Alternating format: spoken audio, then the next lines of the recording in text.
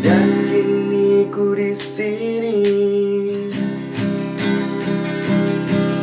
aku dekat denganmu, kamu dekat denganku. Kita selalu bersama. Aku dekat denganmu, kamu dekat denganku. Kita selalu tertawa seperti sedia kala. Oke, Gue sambil ngerokok gak apa-apa ini. Gak apa-apa. Oke, selamat datang di Seperempat Abad bersama Faris Jauh. Hari ini gue ditemenin oleh sahabat gue di kampus lah ya waktu itu. Kita kuliah S2 bareng. Bernama Mas Sebentar Panji. sih, sisanya gue Sisanya di tempat yang sisanya lain. lanjut sendiri gue. Saya tempat lain. Bernama Mas Panji. Nama panjang lo Mas Panji apa, Mas? Panji Prasetyo Putra. Panji Prasetyo Putra. Apa artinya? Bokap itu dulu ngasih nama itu karena Panji itu adalah kalau misalkan lo tahu namanya kerajaan itu kan ada Panji-Panji kerajaan tuh. Heeh. Atau misalkan kayak bendera lah. Bendera Panji kerajaan. Jadi bisa dibilang itu suatu melambangkan suatu, kalau dari keluarga itu melambangkan dari keluarga. Tapi kalau misalkan secara harafiahnya, secara Jawanya atau misalkan garis besar arti Indonesianya ya sebuah lambang sih sebenarnya. Panji Gitu. Prasetyo Putra. Prasetyonya, Mas? Prasetyo itu nama bokap, bukan nama bokap sih, sebenarnya nama tambahan Keluarga. karena lambang dari anak dari keluarga bokap gue lah. Oh, begitu ya. Dan kebetulan emang keluarga gue tuh dari gue sampai adik gue yang paling kecil itu kan gue 3 bersaudara, itu semuanya P depannya. Gue kira Prasetyonya diturunin ke semuanya. Enggak. Enggak. Cuma anaknya dari bokap gue itu semua awalnya dari P semua. Panji Prasetyo Putra, Pandu Paundra Wibisono, dan terakhir Prasaundra Triantoni. Nah, yang Prasaundra Triantoni ini adalah gabungan dari nama bokap nyokap gue sama nama gue. Ngeri. Panji ini terlihat seperti The Rock ya. Anjir. Enggak lah. Jadi gue gini karena gue udah males pakai rambut aja, gue udah capek, Riz. Tapi tumbuh Mesti kan? harus pakai tumbuh lah. Bukan pilok. Ini gue kan? 2 minggu sekali ini potong. Lu potong gitu, pakai alat deng ya? Lu punya alatnya ya? Gue motong sendiri di rumah. Iya, lu punya alat yang kaca, gue motong sendiri. Karena ngapain juga gue harus motong keluar, motong kayak gini doang mah. Pakai clipper juga beres, bentar 5 menit, 10 menit lah. Dan sekarang lu udah punya anak ya? Sudah, alhamdulillah anak gue 1. Bawa. Namanya unik sih. Siapa, Mas, namanya? Namanya itu, ini ya ceritanya kalau misalkan gue bilang cerita gue ngasih nama ini, gue mencari nama itu detik-detik istri gue lagi bukaan, mau lahiran. Ya, sama kayak gue itu mah. Iya. Jadi karena HPL-nya mestinya anak gue lahir tuh sama kayak tanggal lahir gue. Oke. Di 29 Mei. Tapi ternyata anak gue itu lahir maju lebih awal tanggal 15. Dan gue tuh lagi prepare cari nama. Begitu istri gue lagi kontraksi, gue baru mikir, gue belum punya nama buat anak gue. Dan nama anak gue itu Sarfaras Evano Damario. Sarfaras Evano Damario. Sarfaras Evano Damario. Artinya apa, Mas? Kalau Sarfaras itu adalah lambang dari dia itu pemimpin. Oke. Sarfaras itu bahasa mungkin bisa kalau ke Arab juga nggak terlalu ke Arab, tapi lebih ke Pakistan sih kalau gue namanya kemarin. Pakistan, oke. Itu namanya itu adalah pemimpin, calon pemimpin. Untuk Evanonya itu adalah pemimpin yang baik hati dan kalau Evano itu gue kemarin ngambil dari, coba mungkin di share namanya dari, gue kan nyampur ya namanya ya. Iya. Itu dari ada kata Spanyolnya juga. Terus kalau Damario itu adalah pelindung keluarga. Pemimpin yang bijaksana, kuat, dan juga pelindung keluarga. Mantap. Karena kayaknya generasi sekarang tuh kalau ngelihat anak-anak punya nama, teman-teman yang udah punya anak terus ngasih nama tuh unik-unik gitu. Kayak lu Ya mak, juga. nah, iya itu gua itu sempet bersih tegang juga sama bini gua, sama yang lain bilang, kenapa namanya nggak harus pakai Muhammad? Buat gua, bukan gua nggak mau pakai nama Muhammad, tapi gue pengen punya sesuatu, gue pengen ngasih nama anak gue berdasarkan dari apa yang gue yakinkan, gue percaya. Oke, Bukan gue nggak oke. percaya ke Muhammad, Iya, cuma iya. di situ kan Faras juga, asal Faras itu Pakistan tapi Islam. Nah, gue juga ngambil literaturnya dari situ juga, makanya gue ngambil itu pakai itu. Intinya sebenarnya setiap nama tuh adalah doa. Benar, semua nama pasti doa.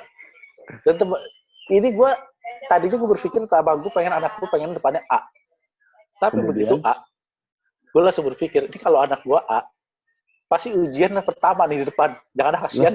anak gue namanya A. Biar gue Nah, hemat les, jadi dia belajar di depan. nah. Kalau itu sengaja gue bilang, oh jangan deh anak gue itu di depan nih, udah nggak apa namanya nggak jauh-jauh kayak gue P atau S kan, gue dari P, anak gue kan S. Jadi tengah-tengah lah ya, kalau nggak Tengah-tengah terakhir. nyari aman, iya nyari aman. Gue tipikal bukan gue nggak mau ngasih challenge ke dia, cuma challenge pasti ada dalam hidup. Cuma buat nama kita main tengah-tengah aja dulu.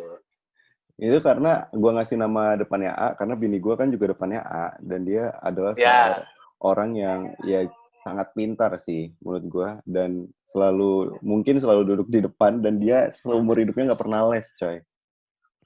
oh ya, Iya. gila ya. Gue tuh dari kecil itu gue les gue banyak banget loh. Makanya, kita tuh produk-produk Primagama, SSC, Wah, GO, Sempoa. iya, iya. Produk-produk kayak gitu. Ya, jadinya ya begini memang. Oke. Jadi Mas Panji ini punya istri namanya Kenny, dan itu masih dalam satu inner circle kita lah ya, masih teman-teman kita Ya, juga. Karena ya dulu kenalnya gara-gara kuliah bareng dulu kita ya. karena kuliah bareng, kemudian Mas Panji ini punya usaha namanya Kopi Jejak Langkah itu ya, yang bajunya lu pakai ya? Ini, Oke. Berapa outlet tuh? gue sekarang, kemarin gue satu, tapi gue kemarin mau nambah dua setelah gue pikir, dengan kondisi kayak gini kayaknya Tahan dulu. tahan dulu. Terus gue kemarin gue ngerubah skema bisnisnya, Riz. Oke. Pola bisnisnya itu kalau kemarin itu kan gue adalah kopi to go ya.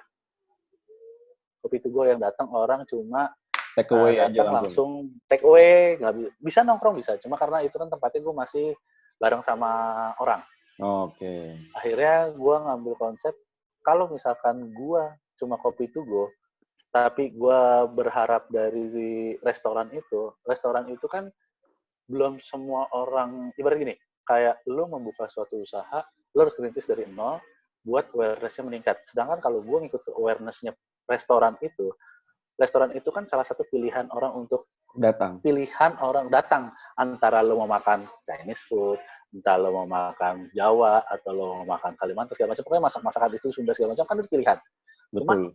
kalau dari situ gue belajar, akhirnya kayaknya gue harus ngembangin skema bisnisnya berubah nih. Kalau gue cuma kopi to go, kayaknya gue nggak bisa. Akhirnya gue mencoba sedikit yang lebih mungkin berbeda jalurnya sama kopi gue. Oke. Tadinya gue adalah makanan Chinese food ketemu kopi. Terus? Tapi ini gue sekarang kopi ketemu sama tempat buat latihan nari. Tempat latihan buat narik. Nari, iya, sanggar tari. Oh. Ya. Kenapa Jangan. gue pikir kayak gitu? Gue lagi sebetulnya gue udah proses, tempat udah jadi, tinggal karena kondisi COVID ini kita harus tahan dulu. Itu gue tempatnya di Depok. Di Depok. Di kantor pusatnya dia. Itu di namanya Ayodia. Ayodia. Sanggar tari Ayodia. Itu kalau misalkan orang yang berkecimpung di kesenian atau di seni tari, pasti tahu namanya Sanggar Ayodia. Pasti tahu namanya Ayodia. Kenapa gue kayak gitu? Karena satu, off the record aja gue ngejalanin kopi ini sebenarnya dari bulan Agustus tahun lalu. Sampai di bulan Desember, alhamdulillah gue dan teman-teman di Jejak Langkah itu bisa dapat kepercayaan dan mendapatkan sebuah investor sih, salah seorang investor untuk ayo nih bareng sama gue. Nah itu dia, gue bilang tadi orangnya itu. Jadi dia mempercayakan, dia ngetes kopi gue, dia minum, dia cuma bilang kalau lo mau berkembang, gimana kalau kita bareng? Begitu cuma nawarin gitu aja. That's it, pas gue ngobrol sama teman-teman, ya udah ayo. Karena skema bisnisnya berubah adalah pada saat lo minum kopi Tugo, orang itu kan tidak merasakan ambience-nya. Benar kan? Ambience. Tapi kalau yang buat ambience dari tempat ngopinya kan, atau orang bisa relaksasi untuk merasakan sebuah kopinya. Karena kopi yang gue jual itu juga kemarin, kopi Tugo itu kan benar-benar kopi yang tidak menggunakan, ibaratnya gue masih tradisional ini, gue hanya menggunakan alat yang sederhana. Nah, sedangkan ini kan gue gue harus meningkatkan untuk sampai dengan bikin cappuccino, sampai seperti itu yang bisa hot lah. Betul. Kompleks ya peralatannya. Kompleks, akhirnya gue buat naik lagi seperti itu, gue naik tingkat. Tapi yang gue tuju sebetulnya skemanya adalah gue bukan meningkatkan kopi gue, tapi yang gue tingkatkan adalah experience orang dan awareness-nya. Kenapa? Gue numpang, gue dipercaya untuk bareng sama dia, gue ngikut sama Ayo dia, otomatis awareness gue naik. Kenapa? Gue itu posisinya ada di kantornya dia. Jadi begitu skema bisnisnya, begitu ibu sama anaknya latihan sanggar tari di lantai 2 dan 3, gue di lantai 1 gue punya kafe. Dan dia nunggu di tempat gue. Betul sekali. Jadi gue memperluas market gue adalah gue juga buka Gojek tetap.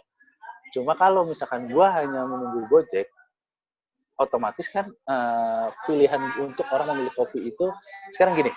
Gue harus bilang waktu gue buka kopi di Grogol, gue dalam waktu 1 bulan.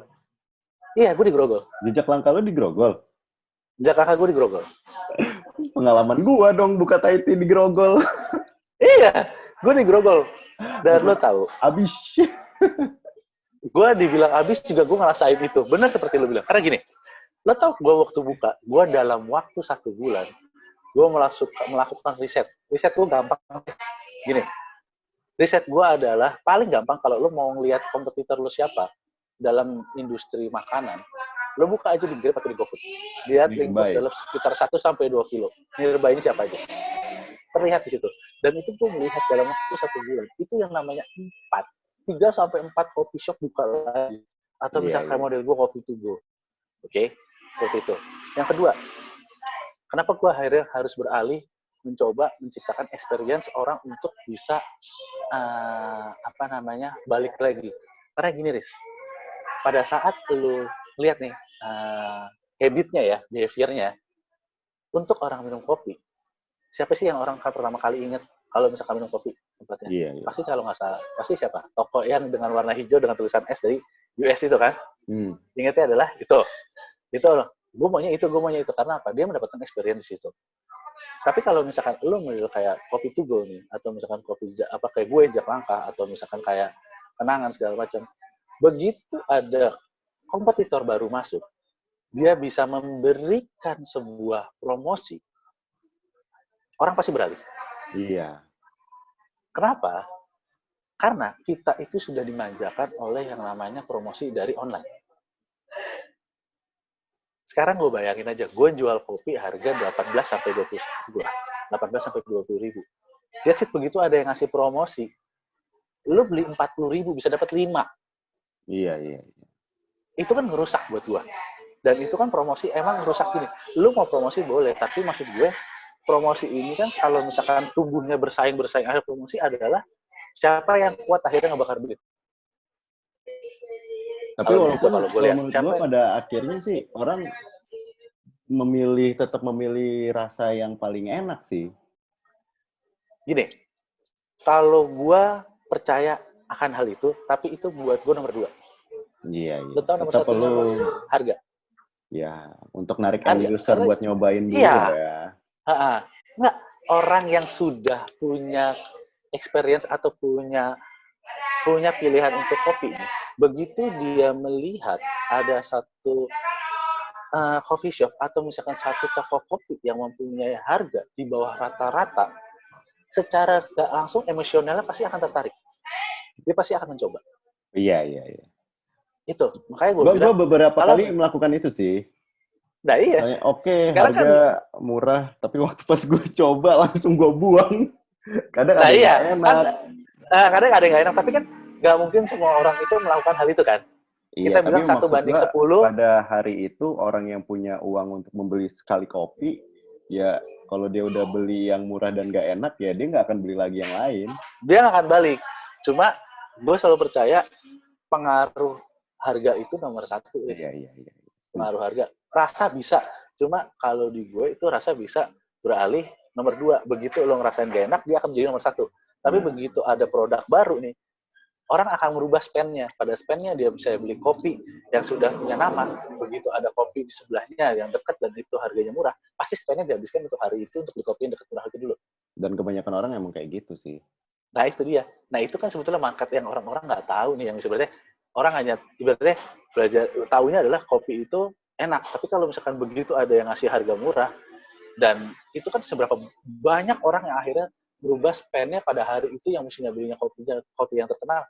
Contohnya Jadi, seperti kita, iya. gue boleh sebut nama. Nggak Boleh apa-apa. sebut nama. Oke, contoh kayak misalkan gini, gue harus belanja, gue biasa beli kopi kenangan. Tapi tau-tau pas gue lihat, waduh, jaraknya jauh nih. Padahal dekat gue ada kopi baru dengan harga yang masih jauh di bawah kopi kenangan dan dia baru ngasih promo. Pasti orang akan berubah spend-nya ke situ dulu. Dan Iya, wilayah gue sekitar pasti pernah akan itu sih. tertarik. Gue pernah mau beli, biasanya kan gue kalau misalnya kopi susu, tuku, kenangan, janji jiwa. Terus hari itu teman-teman gue bilang, nih ada kopi baru, murah. Apa, lagi promo, kopi Lanang. Pas gue nyoba, ya itu yang gue bilang, aduh, nyesel Coba, banget gue hari sekarang gue ini tanya. beli ini. Teman lo ngomong kayak gitu, berapa banyak teman lo yang beli? Ya bersepuluh, karena gue emang Bersepuluh. prefernya kan pengennya belinya kopi kenangan, cuman karena mereka ngajak dan gue hari itu juga belum minum kopi, ya udah nggak apa-apa. Pas gue nyobain, aduh. Berarti kan adalah 8 kali 10 untuk orang belanjakan kopi itu kan, spend-nya hilang kan. Nah, perbandingannya adalah 1 banding 10. Nggak semua orang yang ngasih promosi murah itu kopinya nggak enak. Betul. Ya maksud gue untuk kalau kita main apa ya, perang harga sih untuk narik end user sih oke. Cuman kan repeat ordernya yang kita kejar. Iya, buat repeat order. Makanya kalau bisa gue bilang itu repeat order itu berawal dari situ dulu. Dari user iya, dulu. iya, setuju. Kalau lo rasanya nggak enak, ya lo die dah. Pokoknya lo langsung cut aja hilang. Tapi kalau misalkan lo ngasih harga murah di perang harga pertama, terus toto rasanya enak nih, ibaratnya 11-12 sama kopi kenangan atau misalkan janji jiwa segala macam, that's it, hilang tuh marketnya yang jauh belanjanya. Iya, tapi tanpa ada, kalau misalnya kita udah tahu enak dan udah punya preferensi untuk punya kopi yang kita pilih menurut kita oke, tanpa ada promo pun kita beli, kalau ada promo kita seneng. Iya, pasti. Itu pasti. Sekarang gini, gue itu melihat itu pertama kali kopi yang merusak harga itu adalah Family Mart. Iya. Kalau gue, menurut gue ya. Iya. Itu merusak harga di situ, Family Mart. Merusak harga jedet. Nah, dengan berjalannya waktu, akhirnya makin banyak nih model seperti itu. Harvest. Iya, berjamur lah ya. Berjamur. Gitu. Harvest core bisnisnya gue. Tapi dia bisa menawarkan kopi harganya 10.000 sama rasanya kayak misalkan lo beli di Family Mart atau di Kenangan. Iya. Rusak nggak lo maksud gue kayak gitu akhirnya? Padahal core bisnisnya dia apa? Iya rusak sih. Tapi kan gimana kita main di hulu hilirnya, mungkin mereka yang settle bisa kontrol di hulu hilir ya. Cuman kan kalau kita yang cuma mau bikin kopi gitu. Benar. Kalau yang modelnya lu sudah punya core bisnisnya kuat, otomatis finansial lu kuat nih. Sekarang kalau misalkan bagaimana yang ini bicara terkait dengan perang harga sih akhirnya. Bagaimana kalau orang yang belajar atau UKM yang membangun suatu produk akhirnya kalah dengan kapitalis gede. Itu emang jadi masalah sih. Tapi kan kita ngomong pasar, kondisinya memang seperti itu. Oh, pasar gila. Gua nggak bisa pungkiri yang namanya orang begitu ada promo nih, buka Grab, Gojek, ada promo, hilang deh. Pokoknya pasti akan berubah promo itu. Iya. Akan larinya ke promo itu. Besok akan nyari lagi ada promo apa. Sekarang gini, lo ngasih promo, besok ada yang ngasih promo. Besoknya ada ngasih promo lagi. Belum tentu kopi kenangan. Lo kalau misalkan kopi kenangan, atau misalkan kopi yang sudah terkampung, udah segala macam, nggak ada promo, hilang pasti. Iya. Sekarang, Tapi bagi gue lo, sekarang sih ngelihatnya kopi yang mulai di generasi pertama ya, kayak Tuku, Janji Jiwa Kenangan yang mendapatkan intensi sama brand karena banyak hal dari presiden, dari orang-orang. nah, Ya mungkin mereka udah punya segmennya sendiri lah, udah punya penggemar itu loyal dia. sendiri lah. Ya, cuman kan kalau yang Benar, itu baru-baru benar. kan belum punya. Iya. Dan yang namanya pada saat lo mau melakukan campaign promo di sosial media, lo mau pakai influencer atau pakai YouTuber segala macam, itu pertumbuhan penaikan untuk grafiknya tuh nggak terlalu lama. Iya. Kalau untuk reach orang untuk ngelihat sih oke lah. Cuman kan maksudnya Oke. nggak inline sama lu orang beli ke situ. Iya, makanya gue bersyukur sama gue gini, gue ngelihatnya bersyukur lah orang-orang yang mempunyai intensitas atau untuk melakukan campaign promo dengan orang yang kuat, punya awareness kuat di negara ini. Contoh kayak Tuku. Tuku Iya. itu meledak pada saat presiden datang kan. Iya. Itu dia. Itu hal-hal itu yang sebenarnya gimana sih cara lo bisa ngebangun suatu brand lo, tapi dengan orang yang dengan lo tuh orang datang aja tuh udah good, awareness-nya naiknya tingginya luar biasa dan itu bertahan lama. Momen sih. Emang itu Ya, momennya cantik banget. itu banget gue akuin, itu banget. Makanya kalau misalkan sekarang uh, berbicara tentang bisnis makanan segala macam, atau pokoknya yang food lah, beverage and food itu kalau misalkan makanan atau minuman, balik lagi, lu bagaimana bisa ngebuat awareness lu meningkat, kuncinya itu aja. Iya. Kalau lu awareness lu udah meningkat, dijamin yang namanya rasa nih. Lu perubahan, misalnya lu punya rasa yang ibaratnya nilainya 10 nih. Lu turun ke 8 aja, orang masih Udah beli, Pak. ngomel. Oh iya, orang pasti beli Orang dan masih bagi beli. gua, orang juga pasti kayak ngomel deh. Ngomel tapi nggak berubah. Iya. Ngomel nggak berubah untuk pilihan ya. Coba, rasanya berubah nih. Tapi besoknya dia ada perubahan dengan rasanya turun dari 10 ke 8. Yang punya, dengar, dia balikin ke 10. Ya orang beli lagi. Iya. Setuju. Itu sih. Ya itulah, maksudnya garis besarnya gue sedikit belajar main kopi, gue usaha kopi kemarin, dan akhirnya gue beralih untuk memberanikan sama teman-teman gue untuk sebenarnya sesuatu yang baru lah ya. sesuatu yang baru. Langkah Karena yang gini, baru. ya karena pada saat lo melangkah nih, lo kan cuma, gue punya tim, ibaratnya gue punya teman-teman pakai finansialnya berdasarkan dari kita bertiga. Mau untung mau rugi yang rasain kita nih. Iya. Gitu. Begitu ada kompetitor, bukan kompetitor, begitu lo ada investor, disitulah tantangan lo dimulai. Kenapa? Tanggung jawab lu Disitu, lebih. tanggung jawabnya lebih gede lagi. Jangan Lo rugi. senang. Iya. Lo dibilang senang. Tapi begitu laporan segala macam, nah itu di situ lo. Otak lo harus dipikir benar-benar. Jadi teman-teman kalau yang ngerasa bahwa dapat dana invest cair itu menyenangkan, memang menyenangkan waktu nerima uang. Nyenangin banget, nyenangin. Siapa sih sekarang gini logikanya, anak kecil aja dikasih duit senang. Iya. Apa kita ya kita sudah, ibaratnya kalau anak kecil kan dikasih duit belum mikir buat apa, paling coba dapat duit bisa buat jajan segala macam.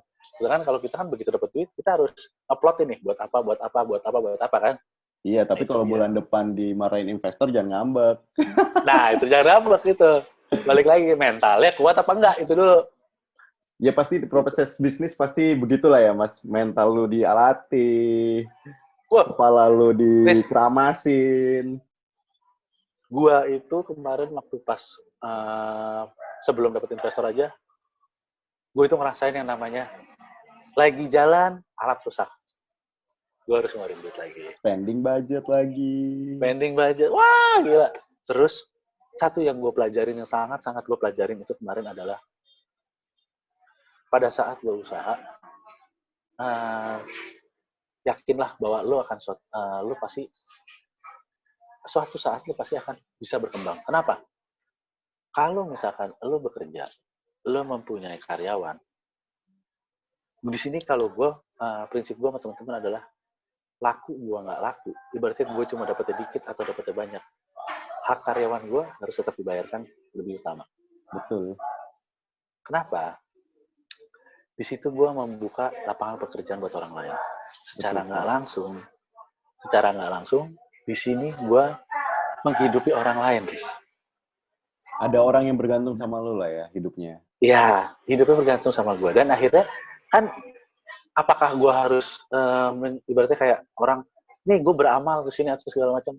Lo nggak usah mikir kayak gitu. Kalau misalkan kadang orang pikir, wah gue udah nyumbang ke sini, nggak perlu. Lo buka usaha, karyawan lo penuhi dengan kebutuhannya. Ibaratnya haknya lo bayarkan sesuai dengan perjanjian. Di situ lo udah beramal. Amazing. Iya dong. Iya dong. Bener dong. Iya. Karena gini, gue itu jalan dari Agustus, September, Oktober, November, Desember sampai Januari, habis gue. Gue tuh nggak, ibarat gue sehari itu bisa 15, gue emang nggak banyak sih, tapi 15 atau 20, itu gue sehari cuma 3, 5, nangis gue. Tapi ya kan gue harus ngeluarin spend lagi kan buat. Gue udah pernah merasa di situ sih, dan gue melakukan apa yang lu lakukan sih. Memang, gue nggak dapetin hasilnya, tapi karena ada karyawan yang udah kerja, udah setia, nunggu konsumen, kayak gitu. Lelahnya lebih dia lah. Iya, benar-benar. Maksud gue, karyawan itu kan sudah menghabiskan waktunya buat menjaga usaha kita. Itu yang kadang kita lupa bahwa kalau dia kerjanya benar, dianya loyal, dan dia menghabiskan waktu sehari-harinya untuk menjaga usaha kita. Ya masa sih lo nggak mau membayar haknya dia? Iyalah. Sama aja kayak lo kerja di perusahaan, kan lo kan dibayar waktunya tiap hari. Itu sih kalau gue bilang. Iya, betul. Makanya gue di sini sama teman-teman kemarin begitu. 3 bulan gue pusing, harus susu rusak. Sekarang susu cuma jangka waktunya paling lama 1 bulan, Riz. Karena gue pakai yang fresh milk. Sekarang kalau misalkan gue pakai fresh milk, 1 bulan barang yang susunya nggak habis, otomatis gue harus ganti susu baru kan. Iya. Pen lagi. Duit lagi. Terus duit lagi, bayar sewa lagi. Tapi ya udah, gue bertahan sama temen-temen gue menjalani skemanya dengan benar, uang makannya dibayarin, gajinya dibayarin, and that's it. Ternyata gue dapet kan yang namanya investor. Ya gift yang lah. Yang penting sih kalau gue bilang, kalau usaha, selama lu suka, lu tekunin, lu konsisten, mau dulu kecil, besar, kecil lagi, tapi kalau lu pahamin prosesnya sih, gak akan menutup hasilnya bakal datang suatu saat nanti. Oh iya, karena gini, setiap usaha itu tidak akan mencurangi hasil, Riz. Betul. Kalau lo usaha lo bener, hasilnya pasti ada. Dan itu yang gue bilang, gue gift nih, ibaratnya gue sama Tuhan dicolek, berarti dikasih tangan Tuhan lah, dibantu sama tangan Tuhan, gue bisa dapet investor. Dan gue dapet investor ini, Riz, pure gue nggak ngeluarin duit, Riz. Ibaratnya gini, kan kalau pada saat lu investor ini kan, lu perpindahan atau lu segala macam ini kan ada deal-dealan ya. Ya misalkan betul. Barang, gue kasih tempat segala macam, segala macam, lu nggak usah bayar. Tapi yang ternyata yang gue tahu nih, gue dapet dari orang ini, gue bener-bener pure, gue dikasih tempat, sewa gue nggak bayar, terus orangnya juga nggak perhitungan untuk masalah bagi hasil. Dia malah berpikir, ayo kita jalan bareng-bareng, kita lihat performnya sama setahun bagaimana. Men, gila men, dia ngasih waktu gue setahun, men. Jangan sampai dicurangin kepercayaannya. Itu dia. Itu sih, ya itulah gue belajar, men. Gue kemarin usaha kopi lah. Amazing, luar biasa sekali. Dibuka dengan tren dunia kopi susu di Jakarta, boy. Ngeri banget. Ya, siapa sih ya nggak? Sekarang kan. Anda benar-benar ini, Panji Petualang. Ya, petualangnya yang kemarin kayak gitu, gue. Bukan ular, kopi. Bukan lah. Nggak. Ular kasur aja lah kalau kita mah. Oke. Kan sebenarnya topik hari ini, tapi gue thank you banget nih udah dibuka tren usaha kopi susu. Karena kan gue kemarin beberapa kali ngobrol sama teman gue yang punya coworking space cafe dan juga yang ngomong Ah, kopi yang lebih mainnya ke apa specialty kayak manual brew, espresso dan segala macam. Dan ya, dia ya, buka ya, ya, ya. tren kopi susu di Jakarta. Tapi hari ini yang paling yang juga menarik dari Mas Panji nih, selain dia merupakan pengusaha kopi jejak langka, kopi susu jejak langka, dia merupakan salah satu trainer apa Mas? Public speaker ya? Gua dibilang Bagaimana sih trainer. apa itu bagaimana penyebutan jabatan pekerjaannya? Terus Enggak, gini, mungkin garis gini deh. Gue nggak mau dibilang gue trainer. Karena oke. kalau gue bilang gue trainer, gue spesialisasi untuk sertifikasi aja gue belum ambil. Apa? Teacher. Iya, spesialisasi. Ini gini, trainer itu punya yang namanya Sertifikasi. sertifikasi. Iya. Dan gue belum ngambil itu. Enggak, maksud gue lu Nah, maunya dipanggil apa? Teacher. kalau gue sih, kalau gue nggak berarti apa ya, dibilang Sahabat praktisi juga sharing. gue. Oh, praktis. Praktisi, ya ibaratnya Oh, praktisi. kita belajar bareng aja lah, gitu lah. Iya. Belajar bareng. Karena Lebih gini, sharing lah ya. lebih sharing. Tapi Kenapa sih? profesional banget sharing, boy. Ya gimana emang tuntutannya kan gini, kalau pada saat lo memberikan suatu knowledge ke orang, ya lo harus menyampaikan secara profesional. Betul. Benar? Oke. Kalau misalkan lo menyampaikannya tidak profesional, bagaimana orang bisa menerima materi itu dengan baik? Nice. Jadi apa yang lu lakukan itu? Gua itu ya gini sih, kalau Runo ceritanya, tujuan gua adalah coba gue pengen bisa berbagi dan gue bisa ngomong di depan orang. Itu awalnya. Gue itu adalah korban bullying, Riz. Oke. Waktu gue kecil tuh gue korban bullying. Gue nggak bisa ngomong, gue dibully, akhirnya gue membalas dari apa namanya perlakuan itu adalah gue sudah bisa pada saat gue sudah mulai mempunyai keberanian untuk berantem, gue berantem. Tapi itu salah buat gue akhirnya. Yang benar adalah Dulu dibullying secara fisik apa kata-kata? fisik dan kata-kata, Pak. Gokil. Habis itu pas lu Fisik. udah dewasa, Itu udah gue ngerti, dibully, lu balas? Iya. Dan itu gue balasnya sejak gue sudah mulai gue masuk SMP SMA itu gue berantem mulu kerjanya gue. Pecah. Lo ngomong gue, lo ibaratnya gini, lo ngatain orang, lo harus pakai perasaan juga nih. Bukan gini, kadang orang kalau lo bercanda atau ngatain orang, gimana kalau lo di posisi orang itu? Nah, ini akhirnya harus gue merubah pada saat kan kita nggak tahu nih dampak orang dibullying itu seperti apa kan.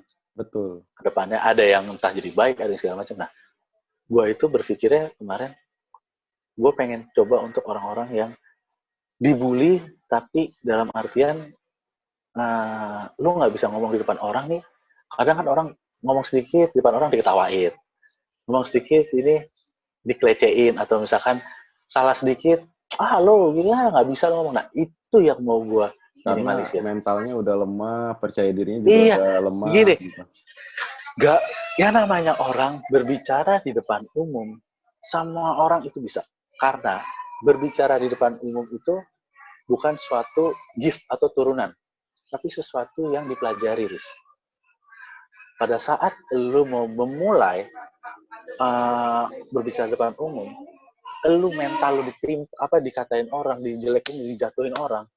Di sini nih yang harusnya sebenarnya nih, kayak gue ini ngebantu teman-teman orang-orang seperti ini. Biar lu tuh punya mental, lu bisa berbicara di depan umum. Karena pada saat lu berbicara atau bisa melakukan komunikasi yang baik, percayalah, kepercayaan itu lambat laun pasti akan datang ke lu, Riz. Itu yang gue pelajari. Konsepnya semuanya sama ya? Ya, konsepnya semua sama. Nah ini yang gue itu cuma pengen bisa membuktikan bahwa gue ini bisa speak up, gue ini bisa ngomong dengan orang, dan gue pengen orang bisa melihat gue, tapi bukan sebagai orang yang cuma bisa lu cuma pekerja, lu cuma karyawan, lu cuma bisa ngasih solusi tapi lu nggak bisa ngomong. Nah itu gue yang nggak mau. Gue itu mau merubah itu dalam diri gue. Dan Oke. itu gue masukin dalam planning gue waktu gue lagi ngerasain kuliah S2 gue. Itu planning gue. Di kampus gue, ya kita kan akhirnya kita pisah kampus nih ya. Iya, Kita pisah ceritanya kampus kita nih, kita kita sebelum kita kita bisa baru kan. kampus. Kita pisah kampus. Nah, di kampus gue ya sebelum, ya sudah akhirnya gue nggak bareng sama lo, di situ ada pembangunan mental untuk teman-teman dari setiap mahasiswanya. Oke. Memang ini sepele sih, buat mungkin kalau misalkan ini satu hal yang apa sih yang lu cari pada saat lu udah mulai kerja tapi lu bangun mental lagi, Oke. balik lagi. Namanya mental itu bisa berubah, tapi bisa up, bisa down. Nah, akhirnya di situ gue mencantumkan, gue harus bisa berbagi, gue harus bisa ngebantu orang, dan gue harus bisa speak up. Jadi orang tuh tidak hanya kenal gue hanya sebagai ya Panji aja gitu. Tapi gue pengen Panji itu bisa ini, Panji bisa itu, Panji bisa. Oh, dia punya kelebihan ini, itu loh. Nice. Itu yang tapi bukan berarti gue mau sombong ya. Maksudnya gue sombong untuk gue ternyata Panji bisa ini. Enggak. Gue tuh pengen bisa membantu orang kalau misalkan suatu saat kita nggak ada yang tahu soalnya kayak gini. Butuh bantuan lu atau bantuan gue misalkan ada suatu perusahaan yang ibaratnya dia nggak bisa ngerjain permasalahan terkait dengan manajemennya untuk komunikasi. Gue sebagai teman hanya sebagai ngebantu sharing di chatting atau terus gue ketemu sama dia ngobrol ini step yang harus jalanin, itu secara nggak langsung gue udah ngebantu temen gue loh. Memberikan insight ya. Oke, sorry tadi ke pos. Oke. Gue bawa anak gue ikutan ngobrol. Jagoannya datang. Jadi Gitu lu sih, Riz. sebenarnya kan apa yang lu lakukan atau suatu hari nanti juga kan itu kan memberikan insight seperti yang lu katakan tadi kan. Iya. Karena gini, tujuan gue cuma itu, gue pengen berbagi karena tidak semua orang mempunyai akses untuk mendapatkan ilmu, Riz. Iya. Itu harus kita camkan baik-baik, Riz. Kita yang mempunyai ilmu, janganlah sombong untuk berbagi ilmu. Kadang orang pengen mendapatkan ilmu tapi tidak mempunyai aksesnya, Riz. Betul, setuju. Itu dia. Nah, itu yang gue masukin planning gue. Akhirnya, gue mencoba untuk meningkatkan kapasitas diri gue, dan akhirnya, gue itu dipercaya sama dosen gue. Jadi, dosen gue ini bikin sebuah project yang sampai akhirnya menjadi suatu usaha sampai saat ini. Tujuan dia sama. Gue sama dia tujuannya adalah bukan sebagai finansial yang dikejar. Oke. Tapi finansialnya ada, tapi itu sudah menjadi part keberapanya. Yang pertamanya adalah kita bisa berbagi dulu. Gitu sih. Jadi di situ gue dipercaya, akhirnya gue bisa ngajar. Dan gue itu tadinya lu berharap orang-orang yang mungkin merasakan hal seperti lu dibully, jadi nggak bisa bicara, nggak percaya diri ke depannya, bisa merasakan apa yang lu rasakan ya, walaupun lu merasakannya dari pengalaman gitu, tapi setidaknya lu bisa membantu untuk mendapatkan itu kan? Iya. Jadi biar bisa orang tuh pada saat orang sudah bisa speak up, dia itu bisa menyampaikan unek-unek dalam dirinya dan gini. Kalau orang tidak berkomunikasi, orang lain atau sekitarnya itu tidak tahu potensi dalam dirinya seperti apa. Betul. Itu dia. Semua itu berawal dari komunikasi. Padahal gue sendiri itu bukan jurusan komunikasi, tapi gue hanya mengambil ilmunya, gue membagi ibaratnya kayak apa sih dasarnya sih orang bisa komunikasi? Apa sih dasarnya yang namanya orang tuh bisa sukses? Kuncinya cuma menurut gue itu setelah gue melihat dari, kita bisa melihat lah yang namanya orang sukses siapa aja sih, banyak dalam negara ini atau dunia ini. Kuncinya apa? Selain dia belajar komunikasi, ilmunya banyak tapi nggak bisa komunikasi, ya mandek aja udah di situ. Betul. Itu. Nah itulah gue akhirnya gue belajar, gue dipercaya untuk ngikut sama bareng sama dosen gue untuk kembangkan usaha ini atau misalkan komunitas ini menjadi lebih besar. Nama komunitasnya apa, Mas? Kalau sekarang bukan, kalau gini, Gue ikut kalau sekarang bukan komunitas, tapi sebuah entitas usaha kalau sekarang. Entitas usaha. Tapi gue ikut entitas usaha. Tapi kalau komunitas gue ada juga, gue ikut. Gue ikut itu namanya di Senang Bicara. Komunitasnya di Senang Bicara, entitasnya Talk Aktif. Talkative. Oh iya, Talkative. Talkative.id. Nah, kalau untuk Senang Bicara, mungkin teman-teman kalau yang mendengar ini atau ngelihat live ini nantinya bisa cari juga kok di Instagram. Itu juga enak kok komunitasnya. Mereka itu ngerangkul siapa aja. Di situ banyak senior-senior juga. Itu gue juga satu di situ ada, ya mungkin bisa gue bilang salah satu senior gue yang bisa membuat gue saat seperti ini itu adalah satu Mas Ken. Itu di situ juga ada. Itu ya mungkin namanya nggak terkenal, tapi kalau di dalam yang namanya dunia usaha sama di pemerintahan, tanya siapa yang nggak kenal Mas Ken atau Clint Wilfred Etelet. Oke. Itu diam-diam yang namanya Mas Ken. Itu diam-diam itu adalah salah satu yang ngebimbing untuk berkomunikasinya Yusuf Kala. Enak dulu. Jadi apa saja yang dilakukan di komunitas? Di komunitas apa namanya? Senang Bicara. Senang Bicara. Kalau komunitas Senang Bicara itu lebih banyak sharing. Pertama sharing dulu. Sharing dulu. Karena ya. gini, tanpa sharing, kita di komunitas akan pernah tahu permasalahan mereka apa satu-satu. Oke. Jadi setelah sharing, kita tahu permasalahannya, baru kita bedah nih. Kita bedah satu-satu permasalahannya, sampai kita berikan contoh dan prakteknya langsung.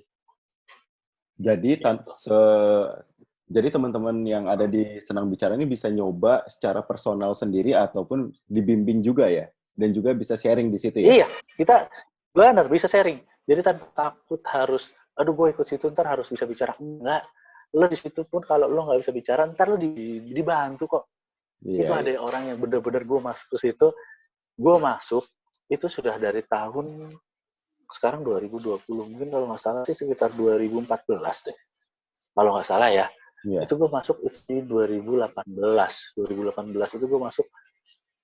Itu gue ngeliat juga ada yang orang benar-benar nggak bisa ngomong. Dan sekarang dia udah bisa ngomong. Udah punya percaya diri untuk ngomong di depan Gua umum maksudnya kan? udah percaya diri, iya. Punya percaya diri untuk ngomong. Gitu. Oke. Akhirnya dia bisa terlihat lebih bisa bersosialisasi. Dia bisa memberikan feedback. Confident, dan akhirnya bisa memberikan feedback untuk sekarang siapa yang tahu kalau ternyata orang yang ikut ini adalah ahli IT dan dia bisa melakukan suatu ibaratnya meretas untuk melakukan peretasan aja dia udah merem lah.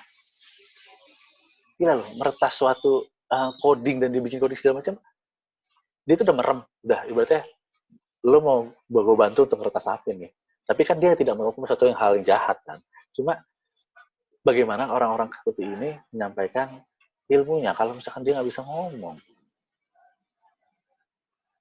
Dan membantu mereka untuk menyampaikan ide mereka atau apa yang ada di diri mereka itu penting. Iya, penting. Jadi di situ kan berbagai macam orang. Yang gue bilang tadi, teman ini adalah salah satu ahli IT.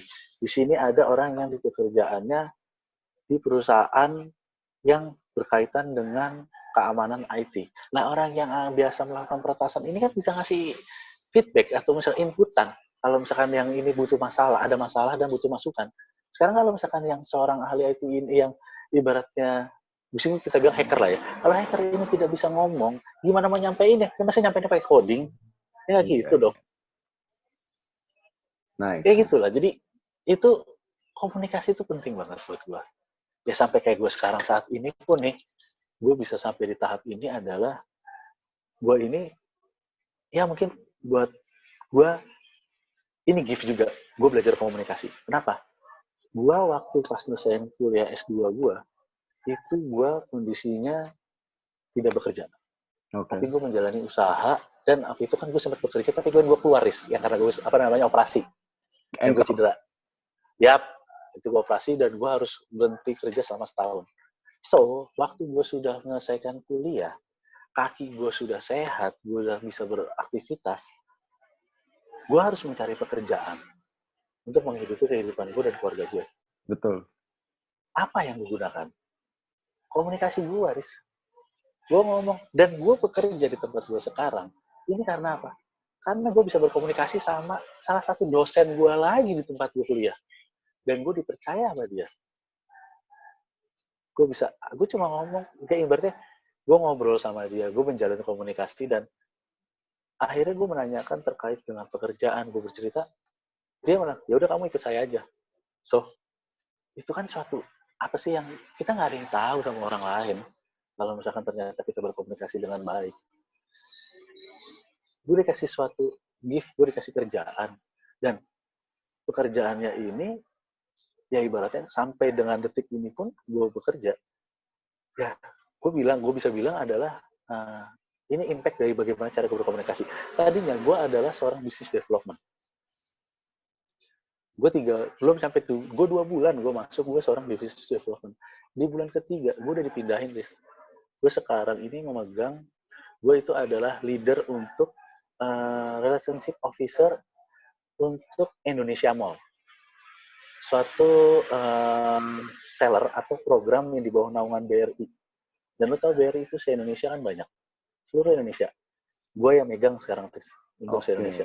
Ini di tempat kerja lo yang sekarang? Ya. Oke. Itu bukan hal. Gue bisa mendapatkan ini. Gue megang se-Indonesia untuk relationship officer untuk Indonesia Mall. Programnya BRI. Dalam bisnis e-commerce. Oke. Gue nggak ada kapasitas dalam e-commerce tadinya. Tapi karena gue bisa berkomunikasi dengan baik sama orang-orang di sekitar tempat kerja gue. Akhirnya lu dapat insight, dan lu bisa menggunakan insight itu dengan tepat, kan? Iya, dan gue dipercaya. Tadinya gue business development, tapi gue dinaikkan dan gue dipromosi untuk megang se-Indonesia. Dan itu sebuah jalan. Buat gue, dikasih jabatan untuk megang orang se-Indonesia pun itu luar biasa loh buat gue. Iya. Gue harus mention sesuatu dulu di sini, Mas, buat teman-teman seperempat abad. Jadi, buat kalian yang dari sekolah atau sampai kuliah merasa tidak percaya diri untuk berbicara, ya karena istri gue juga modelnya kan kayak gitu. Dulunya nggak sulit berbicara. Jangan anggap itu adalah sesuatu yang bukan masalah. Iya. Ya, terus habis itu masalah loh. Dan itu masalah, dan itu harus lu perbaiki, karena semua orang itu seperti Panji bilang bisa. Dan apabila sekarang lu bekerja dan masih tidak punya kepercayaan bicara, ya lu harus melatih itu, bisa ikut komunitas atau misalnya join di pelatihannya di Talkative atau komunitasnya di Senang Bicara. Karena misal ada beberapa orang yang kalau gue lihat di lingkungan gue, kalau dia ngelihat orang yang pintar berbicara, dia merasa sirik, iri, atau misalnya diomongin, padahal itu sebenarnya jadi kelemahan, tapi dia larinya sebagai bahan pembincangan. Jangan sampai kalian kejebak dalam kelemahan kalian. Kalau misalnya kalian punya kelemahan itu, ya kan? Benar. Sekarang gini, buat teman-teman deh, mungkin yang sudah bekerja di perusahaan, bekerja di suatu perusahaan, baik itu perusahaan internasional atau nasional dan skalanya sudah besar atau kecil, coba lihat di sekitar kalian dulu gini. Siapa orang yang bisa cepat untuk promosi jabatan? Lihat pola komunikasinya dia. Whatever buat gue itu gini deh. Gue nggak peduli orang kadang bilang itu mau jilat, mau apa segala macam. Bukan gue menyetujui perihal itu. Cuma yang kita tangkap adalah caranya dulu. Kalau yang namanya menjilat memang salah, tapi caranya itu kan suatu trik atau teknik berkomunikasinya dia. Betul. Sampai akhirnya dia bisa naik atau misalkan naik jabatan dengan cepat. Betul. Itu yang harus kita lihat dulu. Coba lihat orang di sekitar kita dulu deh. Siapa yang bisa cepat dia naik promosi atau naik jabatan dalam waktu hanya berapa bulan atau hanya hitungan tahun, 1 tahun, atau mendapat jabatan yang dipercaya cukup besar. Lihat pola komunikasinya dia yang sudah dia jalankan kepada pemegang atau misalkan atasannya lagi atau direkturnya langsung. Betul sekali. Karena kadang orang mikirnya kalau udah kerja cuma cukup bekerja doang, dan menurut gue sih enggak. Kita tetap harus membangun relationship, bro. Mau itu penting banget. Ataupun itu untuk selamanya, ya kan ya? Benar banget. Karena relationship itu penting banget dalam dunia kerja. Pada saat lo kerja, lo nggak bisa nih yang namanya lo kerja, lo hanya sebagai seorang karyawan. Betul. Tapi lo harus bisa menjaga relationship. Pada saat lo punya relationship, di situ lo punya kesempatan untuk speak up terkait dengan ide lo. Disitulah lo gunakan relationship lo atau kemampuan berbicara lo untuk menyampaikan ide. Dan di situ momen yang akan orang ingat terhadap diri lo. Intinya satu, jadi kalau lu bekerja, jangan cuma lu bekerja untuk menyelesaikan sesuatu pekerjaan atau masalah yang ada di tempat kerja lu, tapi lu juga harus bisa memproyeksikan, menempatkan diri lu sebagai calon penerus. Betul. Hal-hal Betul, itu Bang. yang harus bisa lu tanam dalam diri lu, termasuk itu komunikasi. Oke, sekarang gue mau tahu lanjut, lu akhirnya masuk ke talkative. Yap, gue masuk Sebagai, talkative. oke, bukan trainer, apa? Sebutannya apa dong, Mas, yang enak? Gue gini, gue coba dibilang, yaudah gue pengajar aja lah. Lebih enak pengajar gue dibanding trainer. Karena gini, kalau gue trainer, gue bukan spesialisasi di komunikasi. Karena gue terjun di sini baru sekitar 1 tahunan. 1 tahun, tapi lu ngajar kan? Ngajar. Iya, maksud gue nanti gue akan memberikan mention di judulnya, lu jadi pengajar gitu ya. Ya, gue lebih baik dibilang pengajar dibanding dibilang trainer. Karena Iya, gini, gue nggak mau dibilang trainer, kenapa? Konotasinya, kalau misalkan kita bilang trainer itu, gini loh, trainer itu macam-macam deh soalnya, Riz. Dia dilakukan Kalau oleh expertise lah ya. bukan hanya expertise, tapi gini, trainer itu punya 2, Riz. Trainer kalau di mata gue itu adalah trainer yang hanya untuk motivasi, yang ayo trainer itu datang lu satu perusahaan, lu dikasih training untuk mengangkat motivasi doang tuh, yang teriak-teriak tuh. Mario Teguh. Ya, gitulah pokoknya yang untuk angkat motivasi. Dia chat besoknya nih begitu ditanya, apa yang lo pelajari kemarin sama perusahaan, misalkan gini, lo dikirim sama bos lo ikut training. Ternyata besok ditanya nih, selesai itu nih, apa yang lo pelajarin? Kalau cuma lo dapet trainingnya, trainernya adalah seorang motivasi. Iya. Lupa, Pak. Lo hanya ingat motivasi doang. Cuma kalau lo dibilangnya pengajar, apa yang lo berikan itu nempel ilmunya. Oke. Besok ditanya, iya dong, kalau misalkan lu cuma ngangkat motivasi, besoknya dia lagi nggak mood, apakah dia akan motivasinya meningkat? Iya. So, iya, kan pengaruh ya, namanya motivasi itu kan tergantung dari mood lu juga. Cuma kalau lu mengajar, memberikan ilmu, itu mau diterima mau enggak, itu begini, pasti nempel, biarpun sedikit pasti nempel. Iya. Itu beda aja. Makanya gue kalau dibilang gue trainer, gue juga nggak mau dibilang trainer, gue nggak punya spesialisasi, nggak punya sertifikasi. Betul. Tapi gue lebih senang dibilang pengajar untuk berbagi ilmu aja sih. Apa yang lo ajarin di sana?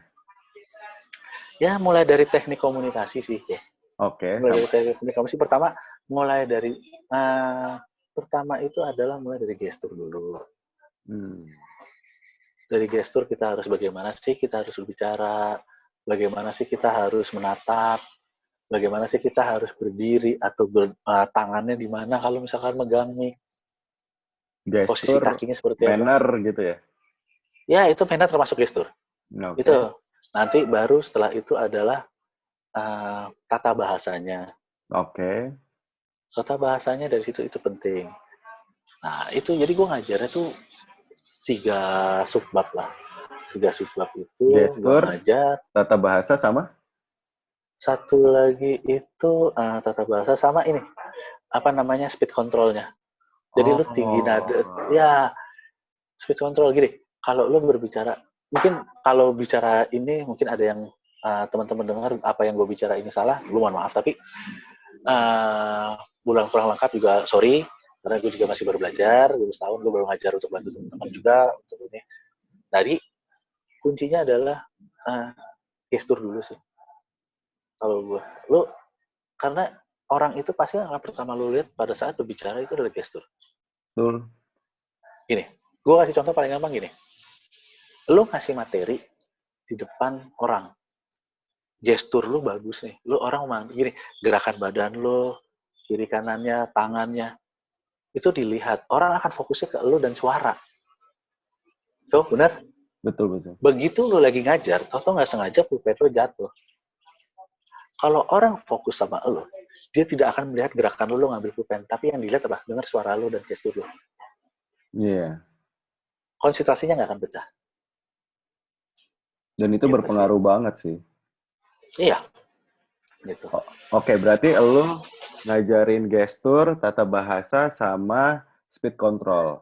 Kalau gua Ya, boleh tahu, ini apa sih Mas sistemnya? Dia kelas yang lu harus ikutin kayak perkuliahan atau cuman satu kali sesi sehari ada 3 kelas terus selesai atau gimana?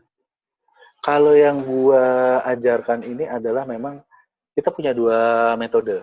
Oke. Satu itu untuk apa namanya kelas yang expertise-nya. Jadi itu kita dalam waktu 1 minggu kita gembleng, kita berikan materi sampai dengan prakteknya. Itu 1 minggu. Cuma kalau yang untuk pengenalan atau orang pengen belajar, pengen mengetahui step-stepnya, dasarnya, basicnya seperti apa, itu cukup 1 hari aja. Oke, berarti lu sekarang ngajar yang di 1 hari? Gue di 1 hari sama yang seminggu juga gue udah. Oke. Sekarang share pengalaman lu dengan orang yang lu ketemuin seminggu ataupun yang sehari. Atau sebelum Beda lu banget. tar. Sebelum lu ngasih lu contoh mereka, gue mau nanya, pertama kali lu ngajar lu dredeg nggak? Men, gila men, itu sumpah. Gue nggak tahu, gue cuma lagi santai lah. Ya inilah, dosen gue WhatsApp gue. Oke. Panji, besok kamu ngajar ya? Dan Gila. itu ngajar yang baru sehari apa yang seminggu? Hari Minggu. Yang baru sehari. Oke. Tapi kan gue ngajar sehari itu audiens gue nggak banyak. Paling banyak itu 10-12 orang. Audiens lu lebih Dan tua gue ngajar, men. atau seumuran sama lu atau lebih muda? Bebas siapa aja. Banyak siapa aja. Bebas. Gue nggak melihat siapa itu pun audiens. Karena buat gue itu sama semua. Oke. Gue suruh ngajar. Dan itu hari Jumat malam. Gue harus ngajar itu Minggu pagi. Dan gue belum punya materi. Gue coba, gila, gue suruh ngajar. Gue cuma nanya sama dosen gue, Pak ini nggak salah. Saya aja di sini posisinya masih belajar, Pak. Oke. Saya di sini masih, ikut Bapak. Dapat materi, belajar sama ilmu dari Bapak. Cuma dia cuma ngomong gini, lu materi ilmu udah dapet. Sekarang kalau lu nggak belajar, lu nggak ngajar, lu nggak ngelatih mental, gimana mau berkembang? Nice. Udah cuma ngomong gitu doang. Dan Ya lu udah, akhirnya hari menerima Minggu challenge lah. itu ya? Ya gue terima dan materinya memang sebagian sudah ada dari tim ya, sudah ada tim yang membuat materi, tapi dari situ gue ada tambahan-tambahan dari insight orang lain atau misalkan dari, karena gini, gue ikut di komunitas, gue ikut di entitas perusahaan, kan tidak berkesinambungan, maksudnya tidak saling kenal nih, entitas sama komunitas. Nah, gue mendapatkan ilmu yang di komunitas, ya gue ceplokin juga di entitas. Iyalah, yang lu rasa itu penting dan harus lu sampaikan, lu juga harus sampaikan kan? Iya. Itu gue bikin materi juga akhirnya. Dan itu gue hari Minggu, gue ngajar. Gue inget deh kalau nggak salah itu 2018 bulan November. Oke. Bulan November itu. Gimana itu rasanya? Gue ngajar, dan gue nggak. Gue bingung, gue gagap. Dibilang gagap ya ada gagapnya. Nggak mungkin yang namanya orang bisa langsung ngomong depan orang itu langsung lancar, enggak. Pada akhirnya kan gue juga gagap juga di awal-awal. Sumpah itu namanya AC dingin, men. Gue mendapatkan gue melatih itu di hotel. Wow. Di hotel iya.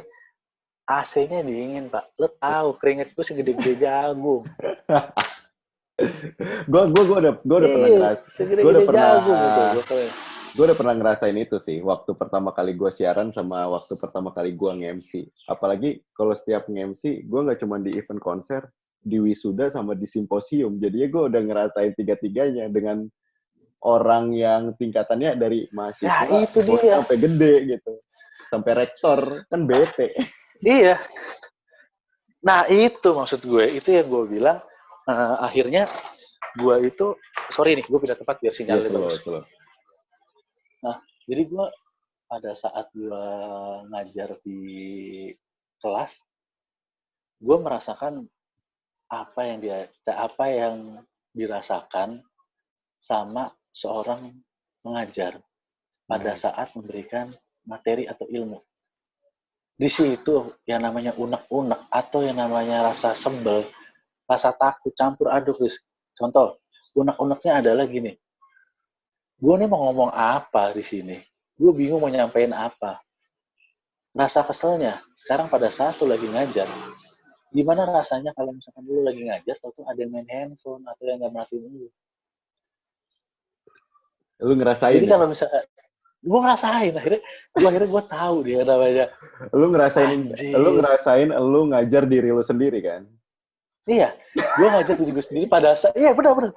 Pada saat gue kuliah, S1 atau gue sekolah, gue bercanda, gue nggak dengerin, gue main handphone. Men, gila men, itu depan orang ada yang ngasih tahu ilmu, men. Dan lu nggak bisa hargain. Itu di situ gue ngerasain, guys. Makanya gue akhirnya lebih, oh ternyata begini yang namanya kalau lagi mau guru, mau dosen, lagi ngajar, nggak diperhatiin. Bencinya tuh setengah mampus, Riz. Itu, Riz, gue ngerasain. Apalagi Itu lu sumpah. hari Minggu, boy. Iya, hari Minggu, yang mana orang mestinya ngerasain weekend, Disuruh ngerasain jalan-jalan ngajar. atau senang-senang, belajar. Gila, men. Gila itu, sumpah. Ngeliat lu aja belum masuk udah emosi. Iya, dan itu mulai jam 9 pagi loh. Sampai Jam jam 5. setengah 9, jam 5. Itu gue mulai registrasi jam setengah 9. Dimana orang-orang tuh biasanya kalau yang masih ada leha-leha, itu belum datang, belum ngapain, masih nyantai-nyantai, belum mandi. Kan? Pecah. Pengalaman Anda yang pertama sungguh pecah. Iya, gue ngajar hari Minggu.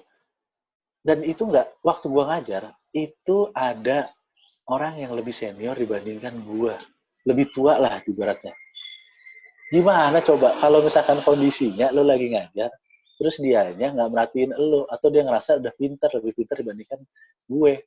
Jadi kayak, ini mah gue udah tahu gini caranya, udah beginilah. Paling ini, paling itu. Dan dia nggak merhatiin. Tapi kan nanti lu pasti Isi, ada, selama waktu lu mengajar kan pasti ada teknik-teknik untuk meng-attract orang yang lebih senior kan? oh ada. Itu ada. Itu tekniknya ada. Mau dari caranya yang frontal sama yang halus, Sampai ada, Pak. dari yang memuji sampai yang... Serius. Iya. Sampai ibaratnya ini frontalnya kalau gini. Kalau lu ngajar, kalau misalkan lu cuma disindir, itu masih halus. Tapi kalau misalkan frontal, pada saat lu ngajar atau lu presentasi, tapi ada orang yang nggak merhatiin lu, terus yang presentasi manggil lu, misalkan begini, gue presentasi nih, lu nggak merhatiin gue, Riz. Terus gue langsung gini, ya Mas Faris, ada pertanyaan. Itu udah frontal, Riz. Anda sudah terdengar seperti dosen saya dulu ya? Iya, itu udah frontal itu kalau kayak gitu.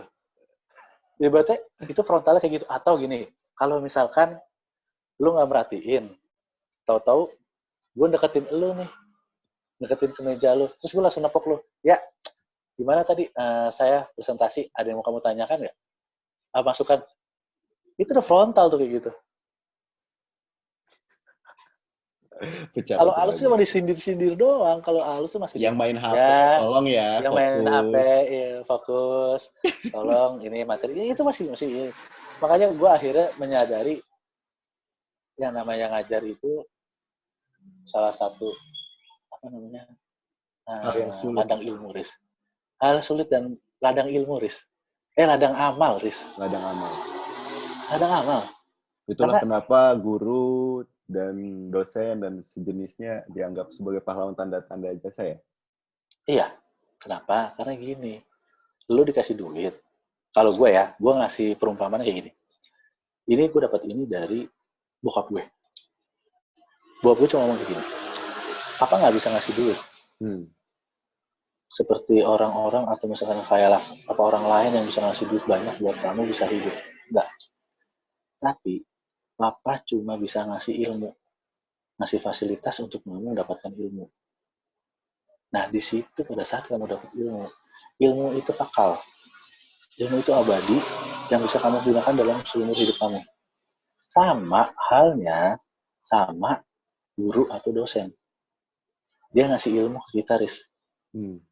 Entah itu mau ngajar sebentar atau banyak, entah itu mau diterima kita atau misalkan kita hanya nyerap sedikit, tapi itu kekal ilmunya, Riz. Itu nggak ada nilainya, Riz. Sampai kapanpun itu ilmunya akan tetap terpakai kalau misalkan lu membutuhkan. Itu. Gue bilang ladang amal. Oke. Ya, begitulah. Gue sudah akhirnya menyadari kalau ya akhirnya gue berkaca ke diri gue sendiri pada saat kalau misalkan ada orang lagi presentasi, gue harus bagaimana sikapnya. Itu sih. Oke. Ya kalau misalkan orang belum pernah ngajar, belum pernah memberikan suatu ilmu atau berbagi ilmu atau memberikan materi depan halayak ramai, dia tidak akan pernah tahu prosesnya dan apa yang dirasakan pada saat itu. Nice. Itu sih. Karena kita sudah menuju ke penghujung acara, Mas Panji. Coba cerita dong. Pengalaman yang paling menyenangkan dan paling menyebalkan selama mengajari. Dan apakah ada nggak sih kayak lu ngelihat orang yang tiba-tiba berubah dari setelah lu ajar? Oke. Ada. Yang paling menyebalkan itu adalah gini. Lu atau orang atau siapapun itu, kalau misalkan kita dikasih ilmu, dibagi sharing, berbagi kepada orang lain, dan itu lagi ada yang memberikan di depan kita, walaupun kenyataannya kita sudah tahu ilmunya, tetaplah hargai orang itu. Nice. Karena apa? Lu udah tahu ilmunya nih. Kalau misalkan kita udah tahu nih, ada orang presentasi, kita udah tahu nih, begini, ya udah kita nggak perhatiin atau misalkan kita merasa lebih pintar dibanding dia. Belum tentu, Pak. Kenapa? Belum tentu pengalaman lo, experience yang dia rasakan sama yang ngajar, itu sama. Walaupun yang ngajar bisa lebih muda, atau yang nerima itu lebih tua, yang diajar lebih tua, belum tentu yang tua itu ngerasain experience sama yang muda. Sama aja seperti yang muda atau yang tua. Makanya, terkadang diam itu emas ya, Mas? Ya, diam itu emas. Lebih baik kita dengerin dulu, dipahami, pahamin, baru kita bisa ngomong. Kalau lu nggak denger, lu nggak pahamin, lu ngomong doang, ya apa yang lu omongin? Lu nggak punya bobot ya omongin itu. Itu kalau yang menyebalkan sih, itu salah satunya. Terus pengalaman yang paling kalau ngajar sih gini, ngajar rata-rata memang alhamdulillah gue udah bisa ngajar di ya kayak perusahaan-perusahaan besar lah. Untuk perusahaan besar seperti Pelindo, gue udah ngajar di Pelindo, gue udah ngajar di PLN, gue udah ngajar di industri logistik gue juga udah, di perbankan gue udah. Terus yang gue nggak sampai, yang ibaratnya gue harus ajarin tuh, itu gue ngajar mana? UI, Pak. Gue ngajar ke UI, dan itu yang gue ajarin adalah dosen-dosen. Atau ibaratnya di sana adalah orang yang berkecimpung di dalam inkubasi yang harus ngajarin kepada mahasiswa-mahasiswa. Dia dosen, gue harus ngajarin. Gue sampai kaget. Begitu gue ngajar, itu inkubasi UI gue yang ngajarin waktu itu. Gue pernah ngajar di situ. Gue kaget begitu sama gue dapet job desk untuk ngajar. Gue tanya, ini siapa yang gue ajar? Orang-orang UI. Siapa? Dosen-dosen yang ngajarin inkubasi bisnis buat mahasiswa. Mati, gue bilang. Mas. Dulu kita mau masuk UI. Dulu lu mau masuk beberapa perusahaan itu. Dan sekarang lu mengajar orang sekaligus dosen ya. Iya. Gue ngajarin. Dan itu orang-orang inkubasi yang berbicara terkait dengan bisnis, entah itu bisnis yang model kayak sekarang, yang model online atau segala macam, pokoknya bisnis, dan gue ngajar di situ. Gila, men. Gue kaget, gue sampai segininya gitu loh. Ngajar ternyata yang namanya ilmu itu nggak pandang dulu. Mau siapa itu bisa gue ajarin, bisa kita berikan ilmu. Yang terbaik nggak bersifat kekal. Yang paling atas tuh nggak bersifat kekal. UI, Riz. Ada lagi, Riz. Kemendikbud. Orang kementerian ngajarin, bro. Ya, Mendikbud, Kementerian Pendidikan dan Budaya, pendidikannya bagian khusus pendidikan. Damn, pecah dong. Itu gue setiap kali gue mau ngajar, gue harus tanya dulu profilnya siapa. Karena gue harus menyesuaikan diri gue sama mereka. Betul sekali, betul. Itu dia. Setuju. Gue harus tahu dulu gue profilnya seperti apa, biar gue tahu nih pembawaan gue harus apa, gue ngajarnya harus seperti apa. Tapi kan begitu, kayak lu nih, sekarang kan lu juga sekarang, udah kemarin kan yang gue lihat kan, lu udah bikin channel juga, lu sempat event-event di wilayah tuh, ketemu sama bupati dan segala macam, ya kan? Iya. Men, kayak gitu. Iya kan? Sekarang kalau lu nggak ngebaca profil itu, nggak mungkin kan lu bisa langsung seluas itu berbicara. Iya, iyalah.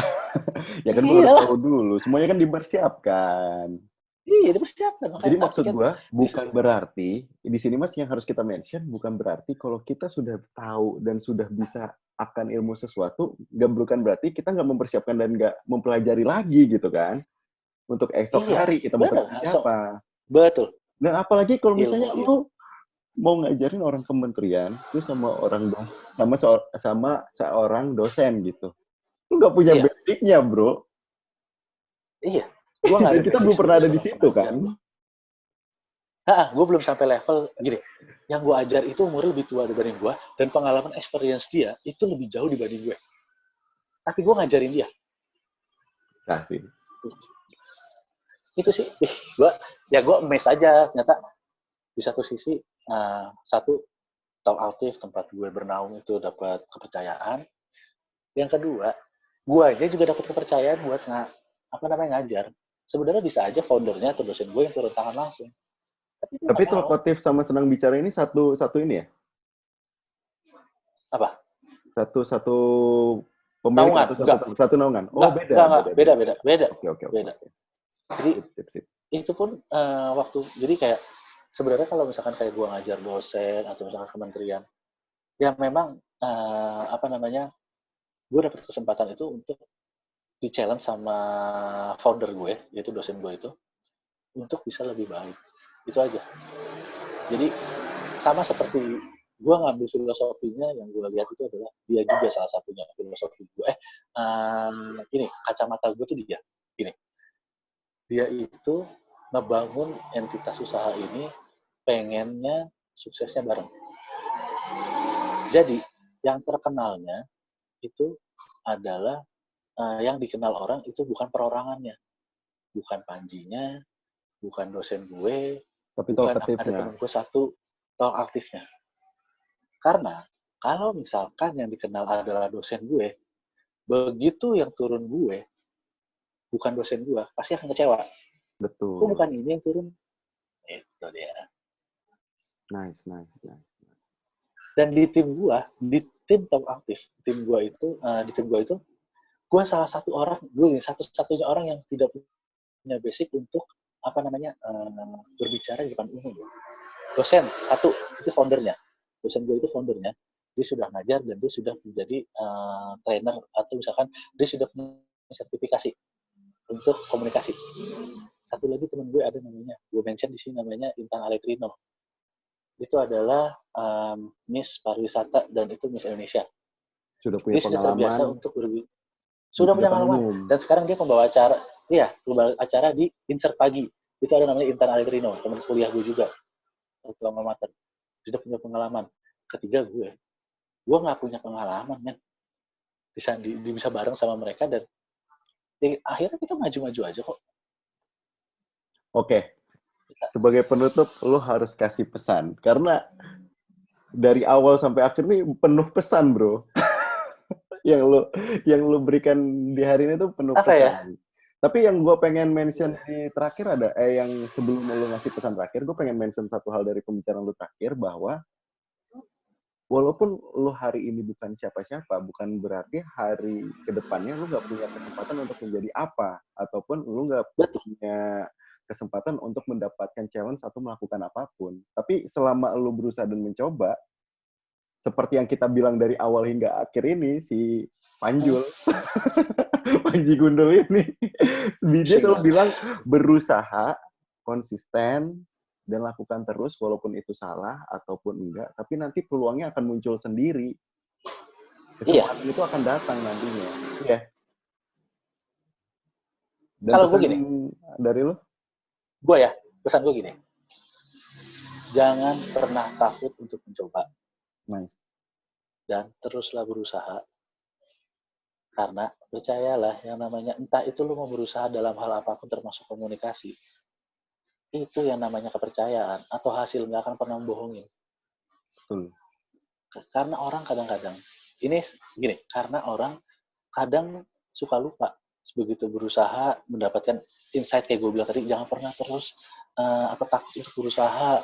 Dia udah berusaha, tapi tahu-tahu gagal. Gagal. Dia bilang, mana nih hasilnya? Nggak gitu. Semua butuh waktu dan proses. Ingat, kita hidup itu sama seperti lo dari kecil nih. Lo lahir, ceplok gitu, sampai lo mati. Itu ada prosesnya. Ada ujiannya masing-masing ya? Itu yang kadang orang ada ujian masing-masing. Itu yang kadang orang suka lupa. Proses yang harus dijalani. Gitu sih.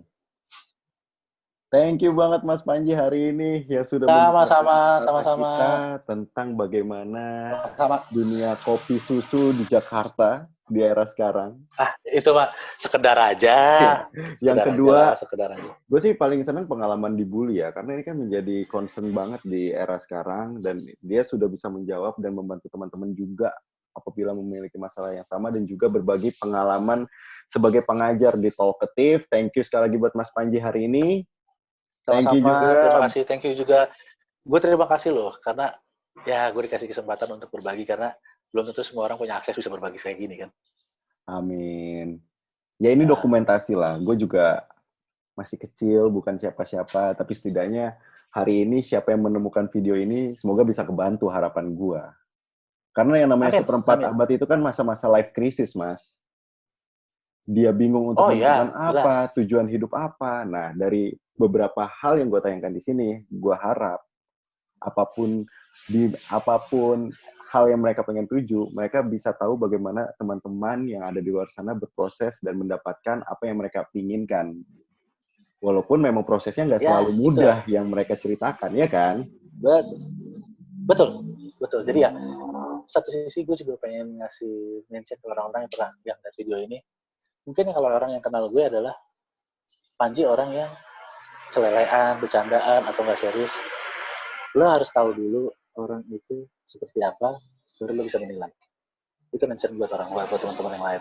Karena jangan kita menilai orang langsung sekedarnya aja. Karena kalau lo menilai hanya sekilas, lo belum tahu tuh orang seperti apa.